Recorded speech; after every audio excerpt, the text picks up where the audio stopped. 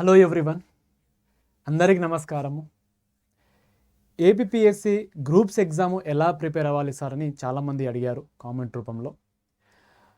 So groups exam ఎలా prepare అవ్వాలి, subject versus syllabus, so ఎలా ప్రిపేర్ అయితే ఖచ్చితంగా ఉద్యోగం వస్తుంది అనేది ఈ వీడియోలో డీటెయిల్గా చెప్తాను. సో ఎలా ప్రిపేర్ అవ్వాలి, అది కూడా జీరో నుంచి. రీసెంట్గా పాస్ అవుట్ అయిన వాళ్ళు ఉంటారు, గ్రాడ్యుయేషన్ కంప్లీట్ చేసిన వాళ్ళు ఉంటారు, ఇలా ఇంతవరకు ప్రిపరేషన్ చేయని వాళ్ళు ఉంటారు. సో ఎలా ప్రిపేర్ అయితే అప్కమింగ్ ఏదైతే నోటిఫికేషన్ ఉందో గ్రూప్ సంబంధించింది, ఆ నోటిఫికేషన్లో మీరు ఖచ్చితంగా ఉద్యోగం సాధించాలంటే నేను ఇప్పుడు అన్ని డీటెయిల్గా చెప్తాను. ఇది ఖచ్చితంగా ఫాలో అవ్వండి. 100% మీరు సక్సెస్ అనేది ఇక్కడ అవ్వడం జరుగుతుంది. రైట్. సో 2026లో మాత్రము ఏపీఎస్సి నుంచి జాబ్ క్యాలెండర్ అనేది ఖచ్చితంగా వచ్చే అవకాశం ఉంది. సో బడ్జెట్ సెషన్ ఏదైతే ఉంటుందో దానికంటే ముందు మనకు ఖచ్చితంగా 2026లో డ్యామ్ షూర్ మనకు నోటిఫికేషన్ అయితే ఉంటుంది. గ్రూప్ 1 కావచ్చు, గ్రూప్ 2 కావచ్చు, ఇలా గ్రూప్స్తో పాటు పోలీస్ డిపార్ట్మెంట్ నుంచి ఆంధ్రప్రదేశ్ రాష్ట్రంలో వచ్చే అవకాశం ఉంది. ఇలా ప్రిపేర్ అయితే పక్కా ఉద్యోగం మీకు రావడం జరుగుతుంది. So first of all exam ఎలా ప్రిపేర్ అవ్వాలంటే ఫస్ట్ ఆఫ్ ఆల్ స్టెప్స్ చెప్తాను. సిలబస్లో ఉన్న ఏవైతే సబ్జెక్ట్స్ ఉంటాయో ఆ సబ్జెక్ట్లో ఉన్న, ఇప్పుడు ఎగ్జాంపుల్గా సిలబస్ ఉంటుంది కదా, ఆ సిలబస్లో ఉన్న సబ్జెక్ట్స్, ఆ సబ్జెక్ట్స్లో ఉన్న టాపిక్స్,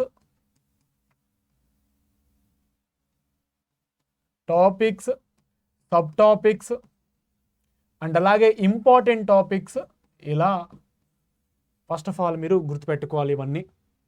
సెకండ్, పీవైక్యూస్.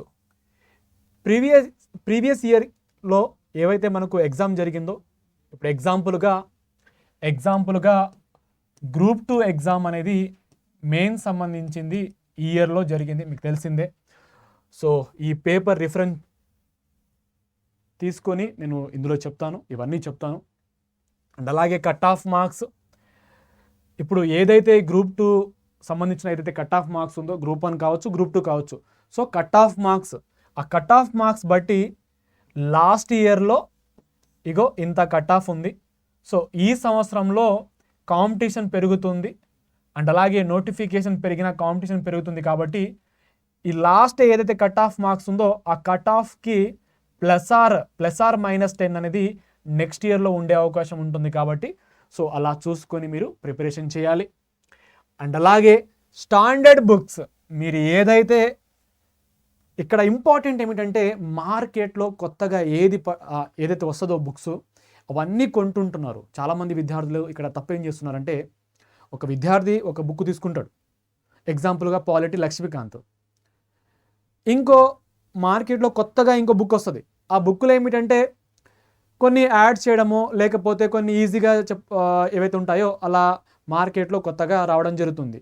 సో ఈ విద్యార్థి ఆల్రెడీ లక్ష్మీకాంత్ చదివింది కదా, ఇది కాకుండా ఆ పుస్తకాన్ని కూడా కొనుక్కోవడము. సో ఇది కాక అది కాక ఇక్కడ లాస్ట్కి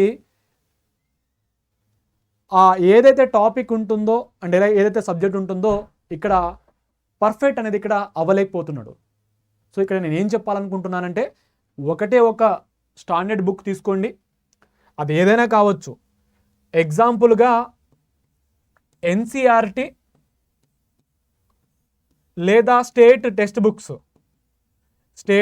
బుక్స్, ఇది ఇంకా చాలా బెస్ట్. సో 6th క్లాస్ నుంచి 10th క్లాస్ వరకు అండ్ అలాగే ఇంటర్, డిగ్రీ సంబంధించిన టెక్స్ట్ బుక్స్ కూడా మీరు రిఫర్ చేయవచ్చు. సో ఒకప్పుడు తెలుగు అకాడమీ సంబంధించిన బుక్స్ ఉంటాయి కదా, అవి అంటున్నాను. ఇలా ఇప్పుడు ఈ స్టేట్ బుక్స్, ఎన్సీఆర్టీ నేను చదవను, ఒక స్టాండర్డ్ బుక్స్ అంటే మీ ఇష్టము. ఇలా లక్ష్మీకాంత్ కావచ్చు, ఎకనామీ రమేష్ సింగ్ ఉంటాయి కదా, అలాంటిది ఏదో ఒక స్టాండర్డ్ బుక్స్ పక్కగా అది ఒకటి మాత్రమే ఉండాలి. మళ్ళీ ఈ ఆథరు ఆ ఆథర్ అని 2-3 అయితే చదవకండి. ఎందుకంటే ఇక్కడ నువ్వు రివిజన్ చేయలేవు, రివిజన్ చేయకపోవడం వల్ల ఎగ్జామ్ సరిగా రాయకపోవడం అనేది కలిగి ఉంటుంది. సో స్టాండర్డ్ బుక్ మాత్రము ఖచ్చితంగా కేవలం ఒకటి మాత్రమే ఇక్కడ మీరు మెయింటైన్ చేయాలి. Next strong foundation. ఇప్పుడు బుక్ చదివితే అర్థమవుతుందంటే ఫైన్. మీరు ఇంతవరకు కోచింగ్ తీసుకొని వాళ్ళు ఉంటే, సో కోచింగ్ అనేది ఇక్కడ కోచింగ్లో చెప్పేది 100% వస్తాయనేది ఎవరు గ్యారెంటీ ఇవ్వరండి. కాకపోతే కోచింగ్ అనేది ఒక పాత్. ఈ ఎగ్జామ్ రాయాలంటే ఆ పాత్ని ఇలా ఇలా ఇలా వెళ్ళే బదులు మిమ్మల్ని ఇలా స్ట్రైట్గా తీసుకుపోవడం జరుగుతుంది. ఇగో ఇలా సిలబస్ చూడండి. సో సిలబస్ వైజ్ ఇప్పుడు ఎగ్జాంపుల్గా 24/7 తెలుగులో మేము ఏపీపీఎస్సీ ఫౌండేషన్ బ్యాచ్ అనేది లాంచ్ చేయడం జరిగింది. ఆ ఫౌండేషన్ బ్యాచ్లో కామన్గా 100% ఇక్కడ సిలబస్ చెప్పడం జరుగుతుంది. అండ్ అలాగే పీవైక్యూస్, ప్రీవియస్ ఇయర్ క్వశ్చన్ ఏవైతే ఉంటాయో ఆ క్వశ్చన్స్ ఎలా అయితే వచ్చాయో దాన్ని బట్టి ఇక్కడ చెప్పడం జరుగుతుంది. సో ఇక్కడ కోచింగ్ అనేది ఒక స్ట్రాంగ్ ఫౌండేషన్, అంటే ఒక అడుగు ముందు వేయాలంటే మిమ్మల్ని కోచింగ్ రూపంలో తీసుకెళ్ళడం జరుగుతుంది. సో కోచింగ్ ఇంకా తీసుకొని వాళ్ళు మాత్రం ఖచ్చితంగా తీసుకోండి. ఇలా ఈ కోచింగ్లో చెప్పే నోట్స్ కావచ్చు, పీడిఎఫ్ కావచ్చు, ప్లస్ ఈ స్టాండర్డ్ బుక్స్, ఈ రెండు కలుపుకొని మీరు ఒక షార్ట్ నోట్స్ రాసుకోవాలి. ఆ షార్ట్ నోట్స్ రాసిన తర్వాత మీరు మాక్ టెస్ట్ రాస్తే మీకు ఖచ్చితంగా ఉద్యోగం అనేది రావడం జరుగుతుంది. సో ఇక్కడ ఫస్ట్ ఆఫ్ ఆల్ చాలామందికి డౌట్ ఉంటుంది, సార్ ఇది మీరు చెప్పారు అయిపోయింది, బట్ ఎలా చదవాలి? ఎలా చదవాలంటే ఫస్ట్ ఆఫ్ ఆల్ సిలబస్లో ఉన్న టాపిక్స్ అంతా కంప్లీట్ చేసుకోండి. సో ఫస్ట్ సిలబస్లో ఏమేమి ఉన్నాయనేది ఒక 3-4 డేస్ సిలబస్ పైన ఫోకస్ చేయండి. దాని తర్వాత ఇప్పుడు ఎగ్జాంపుల్గా ఒక స్టాండర్డ్ బుక్ అని చెప్పాను కదా, ఆ స్టాండర్డ్ బుక్ని సిలబస్ వైజ్ ఉంటే ఒకసారి రీడ్ చేయండి. ఎలాంటి హైలైటర్ లేక ఇలా టిక్కులు లాంటి ఏం పెట్టకండి. ఫ్లోగా చదువుతూ మొత్తం బుక్ చదివేయండి. సో ఏముంది ఏమి కథ అనేది మీకు తెలుస్తుంది. Second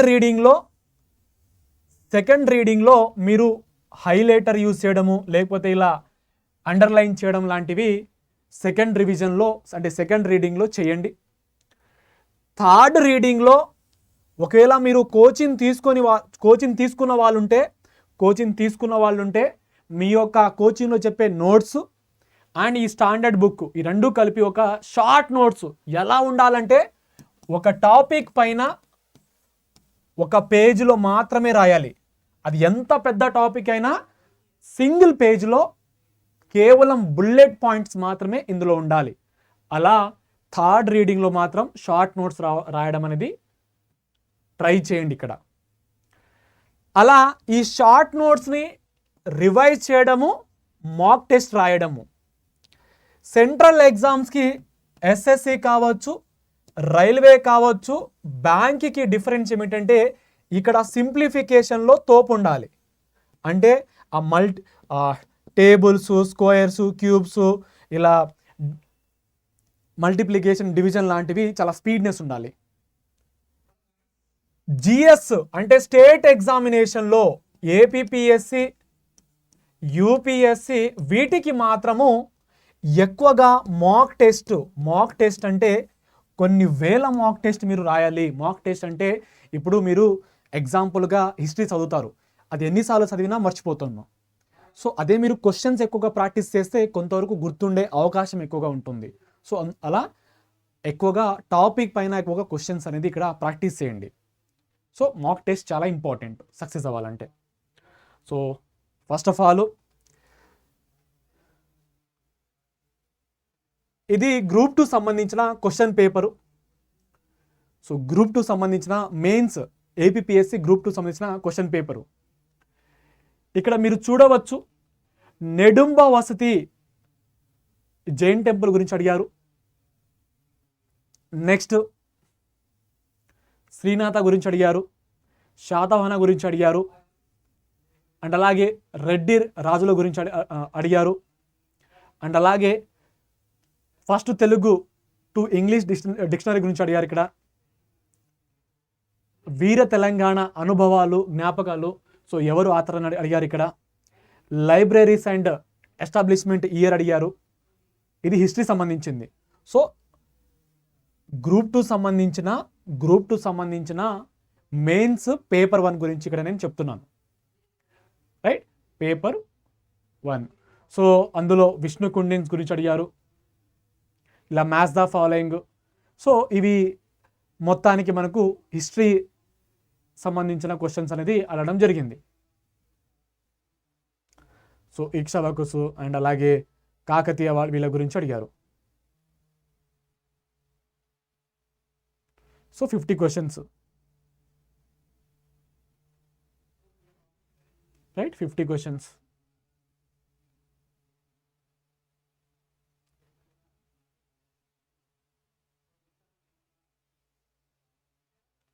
right. సో ఇక్కడ ultimate next section B Indian 75 questions మర్చిపోయాను, 75 క్వశ్చన్స్. సో ఇండియన్ కాన్స్టిట్యూషన్లో ఇలా మనకు క్వశ్చన్స్ అనేది ఇవన్నీ ఇవ్వడం జరిగింది. సో అలా ఏబిపికి సంబంధించిన ఎకనామీ. సో ఏదైతే ఈ పేపర్ ఉందో ఈ పేపర్ బట్టి నేను కొంతవరకు ఎలా చదవాలి, సిలబస్ దేనిపైన ఫోకస్ చేయాలనేది ఇక్కడ చెప్తాను.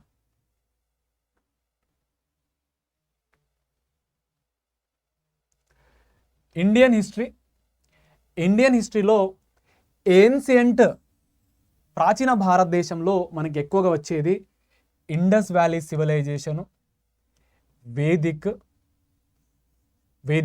ఈ రెండు దాంట్లో మీరు ఇండస్ వ్యాలీ సివిలైజేషన్ అంటే ఏ సైట్ ఎక్కడ ఉంది అండ్ అలాగే దీనికి సంబంధించిన ఇండస్ వ్యాలీ సంబంధించిన ఏవైతే సైట్ యొక్క ఫ్యూచర్స్ ఉంటాయి కదా,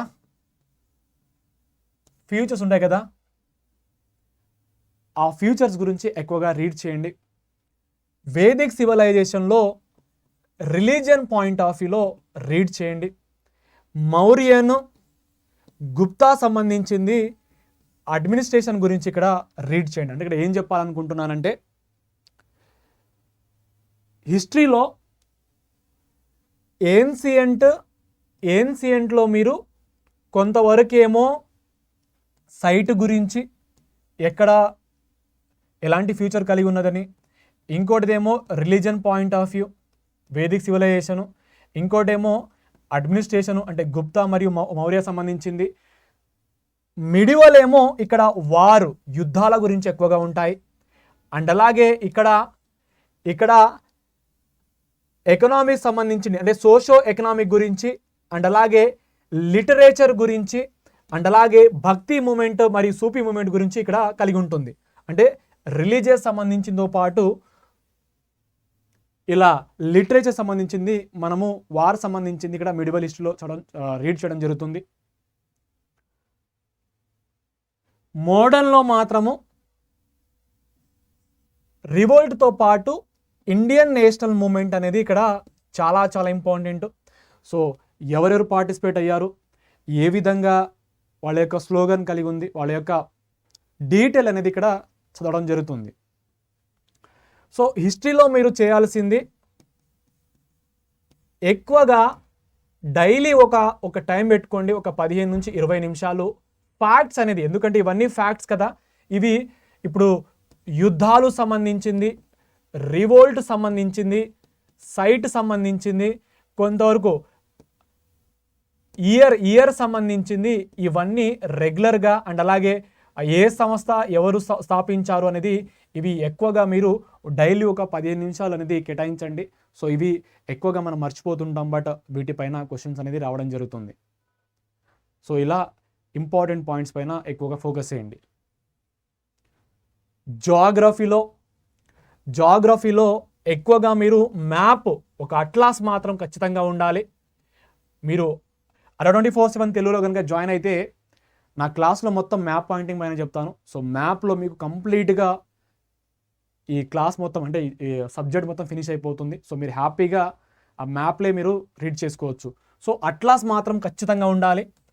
సో జాగ్రఫీ అనేది ఖచ్చితంగా లొకేషను మ్యాప్ పాయింటింగ్ బట్టి మీరు ఎక్కువగా చదవాలి. ఎగ్జాంపుల్గా ఫిజియోగ్రఫీ కావచ్చు, రివర్స్ యొక్క ఆరిజిన్ కావచ్చు, ఏ స్టేట్లో కలిగి ఉన్నాయి, అండ్ అలాగే కొండలు ఉత్తరం నుంచి దక్షిణ భాగంలో, అండ్ అలాగే పర్వతాలు సంబంధించింది ఇవి ఇక్కడ మీరు రీడ్ చేస్తారు. అండ్ అలాగే సాయిల్ సంబంధించింది, సాయిల్ టైపు, అండ్ అలాగే అగ్రికల్చర్ సంబంధించింది, క్రాప్ సంబంధించింది, వీటిపైన ఎక్కువగా క్వశ్చన్స్ అనేది రావడం జరుగుతుంది. అండ్ అలాగే డిజాస్టర్ మేనేజ్మెంట్లో ఏ సంవత్సరంలో ఏ సునామీ వచ్చింది, ఏ తుఫాన్ వచ్చింది, ఏ తుఫాన్కి ఏ దేశం నామకరణం చేయడం జరిగింది అనేది వీటిపైన క్వశ్చన్స్ అనేది రావడం జరుగుతుంది. అలాగే ఏ రాష్ట్రంలో ఎలాంటి మినరల్స్ కలిగి ఉన్నాయి, ఏ రాష్ట్రం టాప్లో ఉంది, ఏ రాష్ట్రంలో ఏ ఇండస్ట్రీస్ ఎక్కువ కలిగి ఉన్నాయి, అండ్ అలాగే ట్రాన్స్పోర్ట్ సంబంధించింది, కమ్యూనికేషన్ సంబంధించింది, టూరిజం సంబంధించింది, వీటిపైన ఎక్కువగా క్వశ్చన్స్ అనేది అడుగుతుంటారు. అండ్ అలాగే సెన్సెస్ 2011 అనేది మనకు ఈ 27 వచ్చేంత వరకు మనం దీన్ని పక్కాగా పర్ఫెక్ట్గా రీడ్ చేయాల్సిందే. Society, family, marriage, kinship, caste, tribe ఏవైతే ఉన్నాయో, ఇప్పుడు ఎగ్జాంపుల్గా ఫ్యామిలీ, ఇప్పుడు కొంతమంది థింకర్స్ ఉంటారు కదా, ఒక్కొక్కరు ఒక్కొక్క డెఫినేషన్ అనేది ఇక్కడ ఇవ్వడం జరుగుతుంది. అలా ఫ్యామిలీ పైన, మ్యారేజ్ పైన, కిన్షిప్ పైన ఇవ్వడం జరుగుతుంది. సో వాళ్ళకి సంబంధించిన రీడ్ చేయాలి. అండ్ అలాగే ఫ్యామిలీలో చాలా వరకు టైప్స్ ఉంటాయి. అండ్ అలాగే కిన్షిప్ సంబంధించింది, మ్యారేజ్ సంబంధించింది, సో బ్లడ్ రిలేషన్స్ అని ఇవన్నీ చాలా ఉంటాయి కదా, అలా వీటిపైన శాస్త్రవేత్తల ప్రకారంగా, అండ్ అలాగే ట్రైబల్ సంబంధించింది, జనరల్ సంబంధించింది ఇక్కడ మీరు రీడ్ చేయాలి. అండ్ అలాగే ట్రైబ్స్ ఉంది కదా, సో ట్రైబ్స్లో పీవీటీజీ, సో మొత్తం 75 ఉన్నాయి. అలా ఈ పీవీటీజీ పైన కొన్ని స్కీమ్స్ ఉన్నాయి, సో స్కీమ్స్ చదవాలి. అండ్ అలాగే రాష్ట్రాలలో ఉన్న ట్రైబ్స్ గురించి నేర్చుకోవాలి. ఇలా సపరేట్గా మీరు సొసైటీలో రీడ్ చేయాల్సి వస్తుంది. అండ్ అలాగే క్యాస్ట్ గురించి, సో ఏ స్టేట్లో ఏ క్యాస్ట్ ఉంది, అండ్ అలాగే క్యాస్ట్ డిస్క్రిమినేషన్ సంబంధించింది, అండ్ అలాగే అట్రాసిటీ యాక్ట్ గురించి, సో ఇలా డిఫరెంట్ ఏవైతే ఉంటాయో, అంటే ఇవి బేసిక్గా కరెంట్ అఫైర్లో మీకు యాడ్ చేస్తూ మీరు రీడ్ చేయాల్సి వస్తుంది. స్కీమ్స్ అనేది చాలా ఇంపార్టెంట్. సో షెడ్యూల్ క్యాస్ట్ కావచ్చు, ఎస్సీ కావచ్చు, ఎస్టీ కావచ్చు, మైనార్టీ కావచ్చు, బీసీ సంబంధించిన ఏవైతే మినిస్ట్రీస్ ఉంటాయో ఆ మినిస్ట్రీస్ అనేది ఇక్కడ మనకు పథకాలన్నీ ఇవ్వడం జరుగుతుంది. ఇప్పుడు ఎగ్జాంపుల్గా ఎస్టీ సంబంధించింది, పీవీటీజీ సంబంధించిన ఏవైతే స్కీమ్స్ ఉంటాయో అవి, ఎస్సీ కేటగిరీ పైన కొన్ని స్కీమ్స్ ఉంటాయి, అలా బ్యాక్వర్డ్ సంబంధించిన స్కీమ్స్ ఉంటాయి, మైనార్టీ పైన స్కీమ్స్ ఉంటాయి, చిల్డ్రన్స్ పైన స్కీమ్స్ ఉంటాయి, ఉమెన్ పైన స్కీమ్స్ ఉంటాయి. ఇప్పుడు ఎగ్జాంపుల్గా girl child, Beti Bachao Beti Padhao, so ఇలా చాలా స్కీమ్స్ అనేది ఏవైతే ఉంటాయో ఆ స్కీమ్ యొక్క ఇయరు, ఆ స్కీమ్ యొక్క ఆబ్జెక్టివ్ మీరు రీడ్ చేయాల్సి వస్తుంది. సో ఇక్కడేమో స్టాటిక్ చదివితే, ఇక్కడేమో కాంటెంపరీలో ఏవైతే జరిగాయో వాటిపైన ఇక్కడ చదువుతారు, ఇక్కడ మాత్రము మొత్తం స్కీమ్ని లింక్ చేస్తారు మీరు. కరెంట్ అఫైరు మీరు నోటిఫికేషన్ మరియు ఎగ్జామ్ కంటే ముందు ఒక 1 ఇయర్ కరెంట్ అఫైర్, అంటే ఒక 12 months మాత్రము ఖచ్చితంగా రీడ్ చేయాల్సి వస్తుంది. ఎందుకంటే కేవలం 12 months చదివితే అయిపోతుందని చాలామంది అడుగుతుంటారు. కానీ ఇక్కడ గత 2-3 సంవత్సరాల్లో ఏవైతే కొన్ని ఇంపార్టెంట్, ఇప్పుడు ఎగ్జాంపుల్గా ఐపీసీ, సిఆర్పిసి ఏవైతే ఉంటాయో, సో ఇవి బేసిక్గా చట్టాలు మారిపోయాయి. బిఎన్ఎస్ఎస్ అని బిఎన్ఎస్గా ఇలా మారిపోవడం జరిగింది. అయితే ఎప్పటి నుంచి అవి స్టార్ట్ అవ్వడం జరిగిందని అడగవచ్చు. ఇంకోటి జిఎస్టీ ఎప్పటి నుంచి ఇంప్లిమెంట్ చేశారని అడగవచ్చు. మళ్ళీ జిఎస్టీ రీసెంట్గా మొత్తానికి కొన్ని స్లాబ్ తీసేసారు, సో ఎప్పటి నుంచి తీసేసారని అడగవచ్చు. సో 2-3 కాదు, ఒక 5-6 సంవత్సరాలు ఉన్నా కూడా కొన్ని ఇంపార్టెంట్. అండ్ అలాగే డిమానిటైజేషన్ జరిగింది, ఏ సంవత్సరంలో జరిగింది, ఏ రోజున జరిగిందని అడగవచ్చు. సో అలా కరెంట్ అఫైర్లో ఇవి అన్నీ ఇంపార్టెంట్. అలాగే ఇంటర్నేషనల్ అంటే G20 గురించి, బ్రిక్స్ గురించి, G7 గురించి, UN సమ్మిట్ గురించి, అండ్ అలాగే కొన్ని సమ్మిట్స్ ఉంటాయి కదా ఇండియా మరియు ఇతర దేశాలకు సంబంధించింది. అండ్ అలాగే మోడీకి వచ్చిన కొన్ని పేర్లు, అవార్డ్స్ గురించి కావచ్చు. అండ్ నేషనల్లో first in state, first in India ఉంటాయి కదా, సైన్స్ అండ్ టెక్నాలజీ కావచ్చు, కొత్తగా first in India, first in state అని ఉంటాయి కదా అవి. ఇంకా ఆంధ్రప్రదేశ్ది కూటమి గవర్నమెంట్లో ఏవైతే కొత్తగా పాలసీస్ కావచ్చు, ఆ టర్మ్స్లో ఏవైతే జరిగాయో వాటి గురించి ఇక్కడ మీరు ఖచ్చితంగా రీడ్ చేయాల్సి వస్తుంది.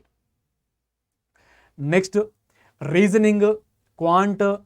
సో ఇక్కడ అల్టిమేట్ చాలామంది ఏమిటంటే వీటిపైన బేసిక్గా లైట్ తీసుకుంటారు, కానీ ఇది మిమ్మల్ని సెలెక్షన్ లిస్ట్లో అడుగు పెట్టేలాగా చేస్తుంది.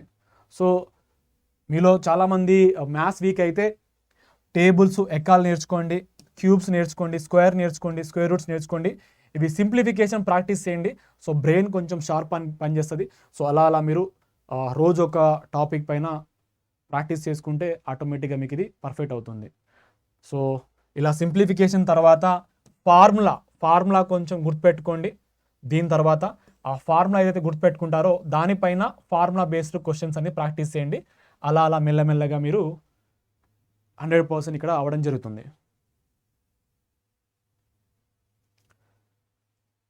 Next social and cultural history of Andhra Pradesh. ఇప్పుడు హిస్టరీ అంటే ఏపీ హిస్టరీకి ఇండియన్ హిస్టరీకి డిఫరెన్స్ ఏమిటంటే ఏపీ హిస్టరీలో art and architecture, literature, religious, socio economic ఇలా అన్ని విధాలుగా అండ్ అలాగే తెలుగు లాంగ్వేజ్ గురించి ఆథర్స్ గురించి ఇలా చాలా వరకు ఇక్కడ అడుగుతుంటారు. ఏది ఏపీ హిస్టరీలో. ఇండియన్ హిస్టరీలో మాత్రము ఇప్పుడు ఇండస్ వ్యాలీ సివిలైజేషన్, లోతల్ దగ్గర ఎలాంటి ఫ్యూచర్స్ కలిగి ఉన్నాయి, చనుదారు దగ్గర ఎలాంటి ఫ్యూచర్స్ కలిగి ఉన్నాయి, మహేంజోదారో దగ్గర ఎలాంటి ఫ్యూచర్స్ కలిగి ఉన్నాయి అవి అడుగుతాడు. వేదిక్ సివిలైజేషన్ ఏమో ఋగ్వేద, సో ఋగ్వేదాలో ఏమేం కలిగి ఉన్నాయని అడగవచ్చు. అండ్ అలాగే మౌర్యాలో రాజుల యొక్క పరిపాలనలో ఏమేం జరిగాయని అడగవచ్చు. గుప్తాలో కొంతమంది భారతీయ సంబంధించిన, ఇండియన్ సంబంధించిన కొంత ఆస్ట్రేలియస్ కావచ్చు, వాటిపైన అడుగుతుంటారు. అండ్ అలాగే కొన్ని గుప్తా డైనాసిటీ నుంచి కదా మనకు బేసిక్గా ఆర్కిటెక్చర్ సంబంధించి కొంచెం స్టార్ట్ అవ్వడం జరుగుతుంది. సో వాటిపైన అడుగుతారు. మిడివల్లో మొఘల్ అండ్ ఢిల్లీ సుల్తానేట్లో ఎక్కువగా ఆర్కిటెక్చరు, ఆ యుద్ధాల గురించి, అడ్మినిస్ట్రేషన్ గురించి అడుగుతారు. అండ్ అలాగే భక్తి మూమెంటు, సూఫీ మూమెంటు, అందులో ఎవరైతే ఉంటారో వాళ్ళ యొక్క పేర్లు, వాళ్ళ యొక్క నినాదాలు. Indian national movement, so modern టైంలో మనకు ఈస్ట్ ఇండియా కంపెనీకి సంబంధించింది, యుద్ధాల గురించి, అలా ఏమంటారు మరాఠాకు సంబంధించింది కావచ్చు, మైసూర్ సంబంధించి కావచ్చు, వీళ్ళు పంజాబ్ సంబంధించి కావచ్చు, ఇలా ఏవైతే యుద్ధాలు ఉంటాయో ఆ వారు గురించి, ట్రీటీ గురించి, బాక్సర్ యుద్ధం గురించి కావచ్చు, పానిపట్ గురించి కావచ్చు. సో ఇవి ఎక్కువగా అడిగే అవకాశం ఉంటుంది. అండ్ అలాగే గవర్నర్ జనరల్ హయాంలో ఏమేమి జరిగాయి, అండ్ అలాగే ఇండియన్ నేషనల్ మూమెంట్లో ఒక పర్సనాలిటీ అంటే లీడర్స్ ఉంటారు కదా, నాన్ కోఆపరేషన్ మూమెంట్ కావచ్చు, క్విట్ ఇండియా మూమెంట్ కావచ్చు, సివిల్ డిసోబిడియన్స్ మూమెంట్ కావచ్చు. సో ఇలా ఈ మూమెంట్లో ఏమేమి జరిగాయి అనేది ఒక క్రోనాలజికల్ ఆర్డర్లో అడిగే అవకాశం ఉంటుంది. కానీ ఇక్కడ ఆంధ్రప్రదేశ్ హిస్టరీలో మాత్రము ఈ రాజ్యాల్లో ఇప్పుడు ఎగ్జాంపుల్గా శాతవాహన డైనాసిటీలో రాజుల గురించి, ఎవరైతే రాజులు ఉంటారో ఇప్పుడు ఎగ్జాంపుల్గా శాతవాహన డైనాసిటీలో గౌతమిపుత్ర శాతకర్ణి అతని గురించి అడిగే అవకాశం ఉంటుంది. తన యొక్క పరిపాలనా కాలంలో ఏ విధంగా ఉండేదని. అండ్ అలాగే విష్ణుకుండికి సంబంధించి కావచ్చు, ఇలా వరుసగా కాకతీయ కావచ్చు, ఇలా వరుసగా ఈ రాజ్యాల్లో ఎవరు స్థాపించారు, అండ్ అలాగే వీళ్ళ యొక్క లిటరేచర్ ఎలా కలిగి ఉండేది, రిలీజియస్ పాయింట్ ఆఫ్ వ్యూ ఎలా కలిగి ఉండేది, సోషల్ ఎకనామిక్ ఎలా కలిగి ఉండేదని ఇలా ఏపీ హిస్టరీ మాత్రము ఇలా అడిగే అవకాశం ఉంటుంది.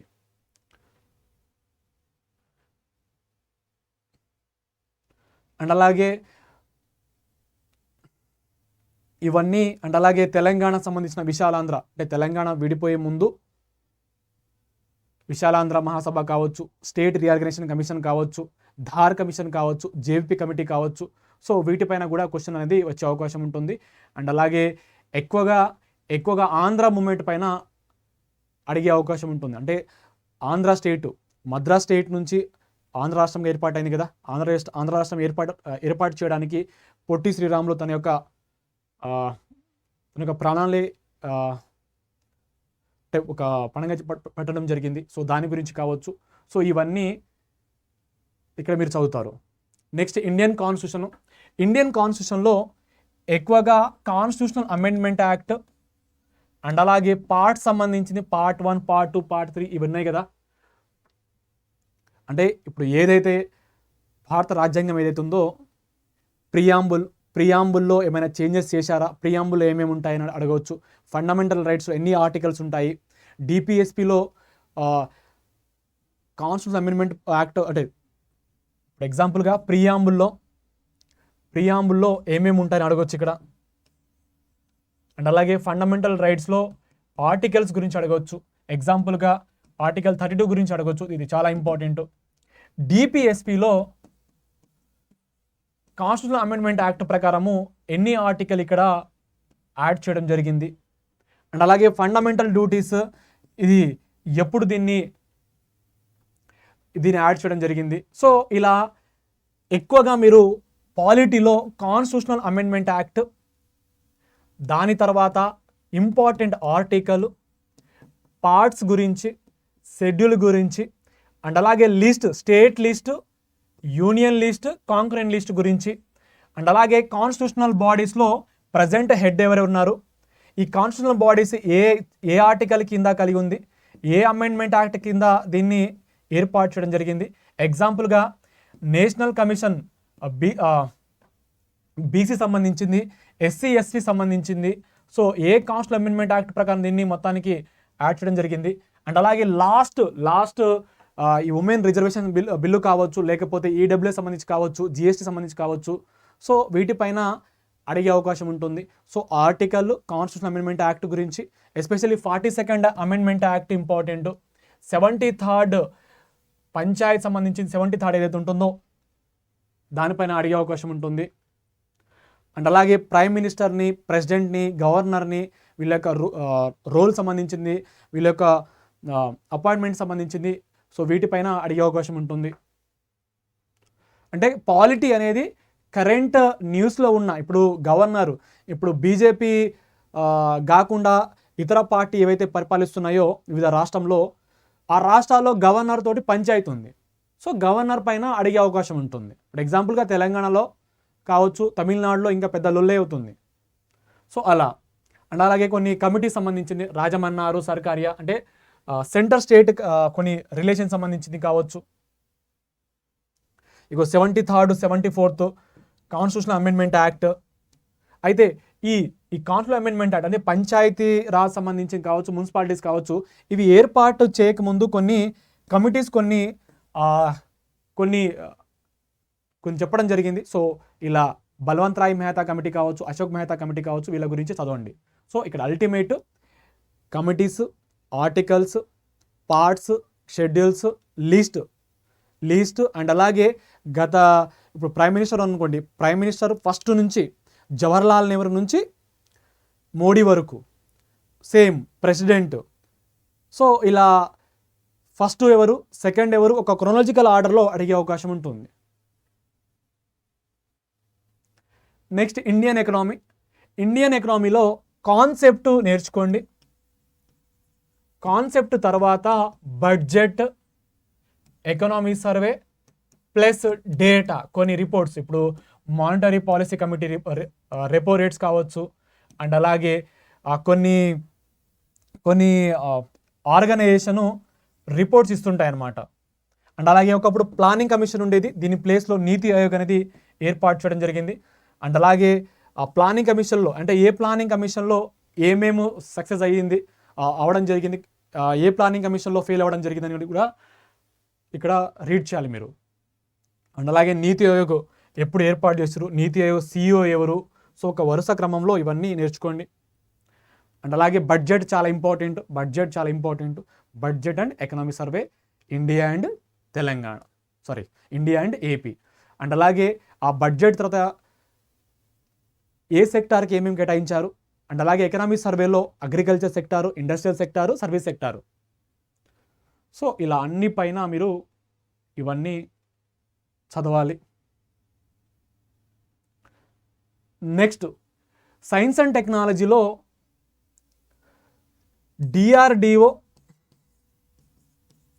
డిఆర్డిఓ, సిఎస్ఐఆర్,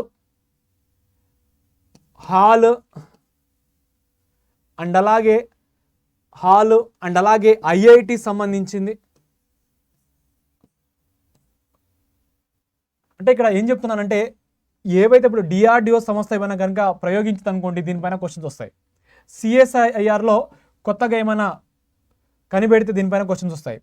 హాల్ ఏమైనా మ్యానుఫ్యాక్చర్ చేస్తే దీనిపైన క్వశ్చన్స్ వస్తాయి. ఐఐటి కొన్ని కొత్తగా టెక్నాలజీ రూపంలో తీసుకొస్తాయి కదా, సో ఇక్కడ క్వశ్చన్స్ రావడం జరుగుతుంది.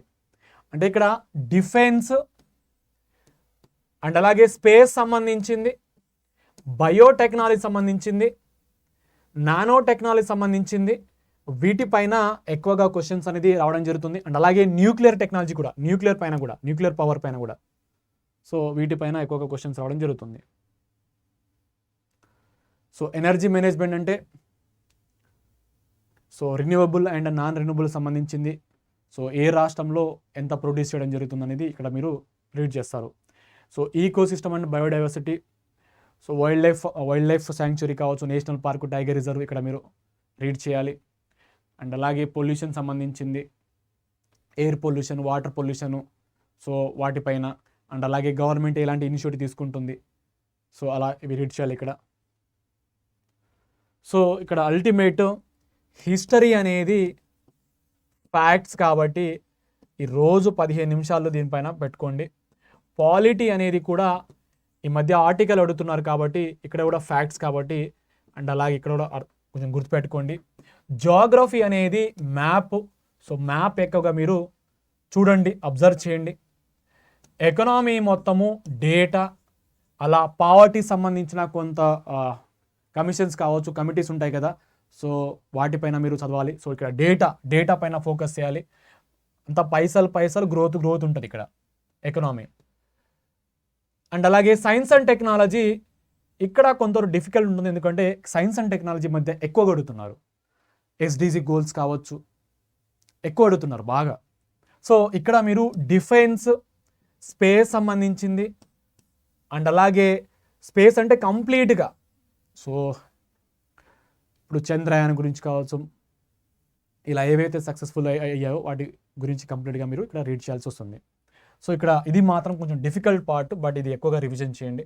సో ఇది కరెంట్ అఫైర్ పాయింట్ ఆఫ్ వ్యూతో పాటు ఈ స్పేస్, డిఫెన్స్ సంబంధించింది, అండ్ అలాగే సెంట్రల్, అంటే ఇప్పుడు ఎగ్జాంపుల్గా సిఎస్ఐఆర్ లాగా ఏవైతే వివిధ సిఎస్ఐఆర్లో ఏవైతే కొన్ని రీసెర్చ్ సెంటర్స్ ఏవైతే ఉంటాయో, అలా ఐకార్ సంబంధించింది, అంటే agriculture, Indian council of agriculture research సంబంధించిన సెంటర్స్ ఉంటాయి. అంటే వివిధ రాష్ట్రాల్లో ఐకార్ సంబంధించింది చాలా వరకు యూనిట్స్ ఉంటాయి. అలా సిఎస్ఐఆర్ సంబంధించిన కూడా యూనిట్స్ ఉంటాయి.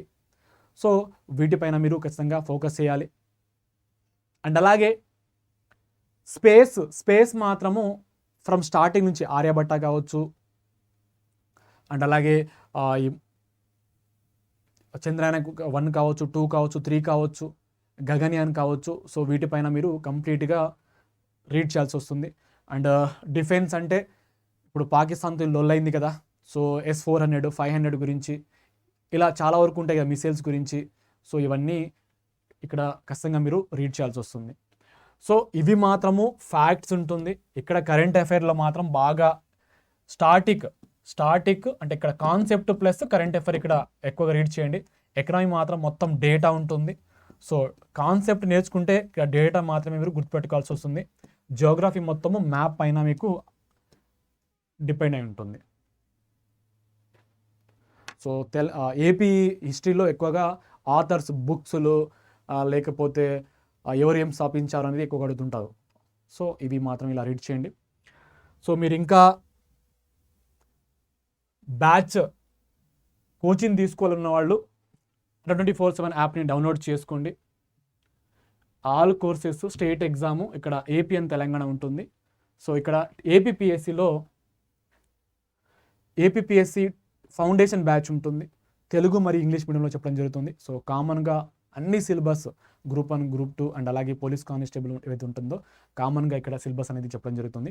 సో 363 గంటలు చెప్తాను ఇక్కడ 100% సిలబస్ తెలుగు మరియు ఇంగ్లీష్ మీడియంలో చెప్పడం జరుగుతుంది. మీకు మేము చెప్పే ఏవైతే క్లాసెస్ ఉంటుందో పీడిఎఫ్ అనేది ఇక్కడ ఇవ్వడం జరుగుతుంది. సో ఫ్రీ పీడిఎఫ్ అండ్ అలాగే 52 మాక్ టెస్ట్ కలిగి ఉంటుంది. ప్రాక్టీస్ కోసము 3 ఈబుక్స్ ఇస్తాము. ప్రజెంట్ ఇప్పుడు ఆఫర్లో ఉంది. ఇప్పుడు జాయిన్ అయితే మీరు 2 సంవత్సరాల వరకు దీని యొక్క వ్యాలిడిటీ అనేది కలిగి ఉంటుంది. సో జాయిన్ అయ్యే ముందు మొబైల్ ఫోన్లో మీకు కూపన్ అప్లైడ్ ఉంటుంది, దీన్ని క్లిక్ చేయండి. సో ఇక్కడ ఎంటర్ కూపన్ కోడ్ ప్లేస్లో YT09 అనే కూపన్ కోడ్ని అప్లై చేస్తే మీకు మ్యాక్సిమం డిస్కౌంట్ లభిస్తుంది. సో ఇక్కడ ఖచ్చితంగా YT09 అనే కూపన్ కోడ్ మాత్రం ఎంటర్ చేయండి. సో 1949కి మీరు ఈ బ్యాచ్లో జాయిన్ అవ్వచ్చు. సో ఖచ్చితంగా మీరు YT09 కనుక మీరు జాయిన్ అయితే మీకు ఇంకా బెటర్గా సో యూట్యూబ్లో కాకుండా ఇంకా పర్సనల్గా మీకు మెంటర్షిప్ మరియు గైడెన్స్ ఇస్తాను.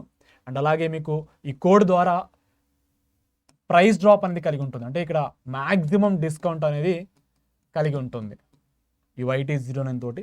సో మీ యొక్క ఫ్రెండ్స్ కావచ్చు, మీ యొక్క ఫ్యామిలీ మెంబర్స్ కావచ్చు, వాళ్ళకి కోడ్ రిఫర్ చేయండి. ఏదైనా బ్యాచెస్లో మీరు జాయిన్ అయ్యే ముందు ఈ YT09 కూపన్ కోడ్ మాత్రం ఎంటర్ చేసి మీకు డిస్కౌంట్ వస్తుంది.